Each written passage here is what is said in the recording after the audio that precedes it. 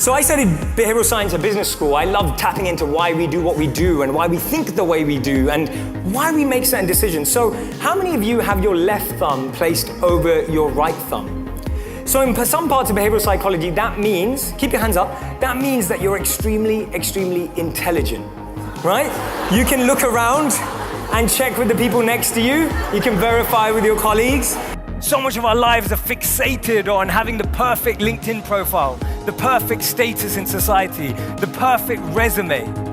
But there are 3 lost keys that I believe that we often miss. So what I'm going to ask you all to do is stand up. This session is going to be extremely interactive, dynamic. I'm going to be asking you to be involved and engaged because I love having people involved and hoping that you all have an incredible experience. These people are the people that come up with ideas. They innovate, they inspire, they excite, they motivate people, right? When we die, our lifeline does this, right? It looks like this. When you're living, your lifeline's doing this. Notice how that connects with our real experience of life. One of my favorite examples was a video that went viral about a year ago on social media with a young girl. She's probably about 2 years old. Does anyone have a young child here? Anyone? With a 2-year-old? So she was a 2-year-old, she's in her parents' living room, and she crawls up, she can walk a little bit, she's walking, walks up to one of these screens like this, and she starts doing this. And it doesn't work, right? It doesn't swipe. And you notice the look on her face of like bewilderment. She's almost about to cry and tear up, because this is the first screen in her life that doesn't swipe.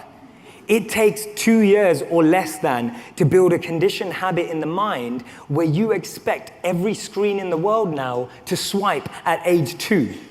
Imagine how many beliefs are sitting in your mind from 2 decades. We focus so much on life in what we want to be as opposed to who we want to be. We've always been told that life and jobs and careers are like boxes and containers. There's only a finite number of options. You can decide right now that I don't want to be defined by this box. There's a great conversation between Steve Jobs and Steve Wozniak.